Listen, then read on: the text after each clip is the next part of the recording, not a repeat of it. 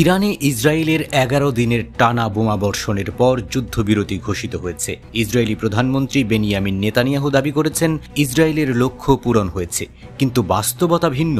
যুদ্ধ শুরুর আগে নেতানিয়াহু যে দুটি মূল লক্ষ্য ঘোষণা করেছিলেন, ইরানের পারমাণবিক কর্মসূচিকে ধ্বংস করা এবং শাসন ব্যবস্থায় পরিবর্তন আনা, তার একটিও পুরোপুরি অর্জিত হয়নি। পারমাণবিক স্থাপনাগুলোর উপর হামলা হলেও ইরান আগেভাগেই ফোর্দো স্থাপনাগুলো থেকে গুরুত্বপূর্ণ ইউরেনিয়াম সরিয়ে ফেলেছিল, ফলে ডিক্যাপিটেশন ব্যর্থ হয়েছে বলেই মনে করছেন বিশ্লেষকরা। যুক্তরাষ্ট্র কিছু পারমাণবিক স্থাপনায় বাংকার ব্লাস্টিং বোমা ফেললেও ইরান পরিদর্শন না দিলে আসল ক্ষয়ক্ষতির মাত্রা জানা সম্ভব নয়। শাসন ব্যবস্থা পরিবর্তনের চেষ্টাও উল্টো প্রতিক্রিয়া এনেছে। আইআরজিসির নেতাদের হত্যার মাধ্যমে জনবিক্ষোভের সূচনা ঘটাতে চেয়েছিল ইসরায়েল, কিন্তু সেই পরিকল্পনা পুরোপুরি ব্যর্থ হয়।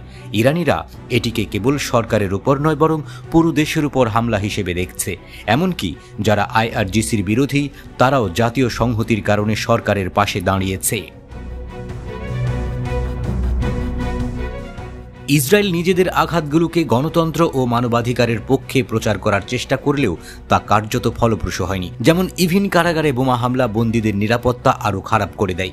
ইরানের রাষ্ট্রীয় টিভিতে হামলাও ইসরায়েলকে কূটনৈতিকভাবে প্রশ্নবিদ্ধ করেছে। এই যুদ্ধ গাজার যুদ্ধ থেকে নজর সরাতে এবং বিশ্বমতকে নিজেদের দিকে টানার কৌশল হিসেবেও ব্যবহৃত হয়েছিল। যদিও যুক্তরাষ্ট্র ইরানের কিছু স্থাপনায় হামলা চালায়, প্রেসিডেন্ট ট্রাম্প নিজেই শান্তি চুক্তির বার্তা দেন এবং যুদ্ধ বিস্তারের বিরুদ্ধে সতর্ক করেন। ইউরোপীয় নেতারা ইসরায়েলের সব দাবির সঙ্গে একমত হননি। মাঠে যুদ্ধের ফলও মিশ্র। ইসরায়েল আকাশপথে প্রাধান্য অর্জন করলেও ইরানি ক্ষেপণাস্ত্র একাধিকবার ইসরায়েলের প্রতিরক্ষা ভেদ করে রাজধানীসহ দেশজুড়ে ব্যাপক ধ্বংসযজ্ঞ চালিয়েছে।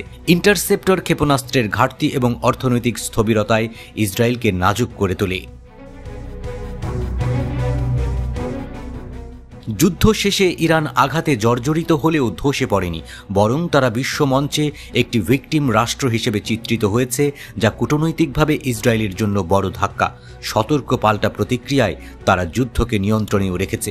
এমনকি ট্রাম্প পর্যন্ত যুদ্ধবিরতি ভাঙলে ইসরায়েলকে হুঁশিয়ারি দিয়েছেন ইরানকে আর না ঘাটাতে। নেতানিয়াহু যুদ্ধ শুরু করেছিলেন জয় ও বদলের বার্তা নিয়ে, কিন্তু 12 দিনের মাথায় সেই বার্তায় যেন বুমেরাং হয়ে ঘুরে এসেছে। ইরান আহত ও রক্তাক্ত হলেও মাথা নত করেনি, বরং দাঁড়িয়ে আছে। আর ইসরায়েল ক্ষয়ক্ষতিতে জর্জরিত, রাজনৈতিকভাবে কোণঠাসা এবং কূটনৈতিকভাবে বিচ্ছিন্ন। সব মিলিয়ে এই যুদ্ধের ফলাফল ইসরায়েলের উচ্চাশা, বাস্তবতা ও কৌশলের সীমাবদ্ধতায় মুখ থুবড়ে পড়েছে। যুদ্ধ শেষে ইরান এখনও দাঁড়িয়ে আছে। প্রশ্ন উঠছে, আদৌ কি কিছু অর্জন করতে পেরেছে ইসরায়েল?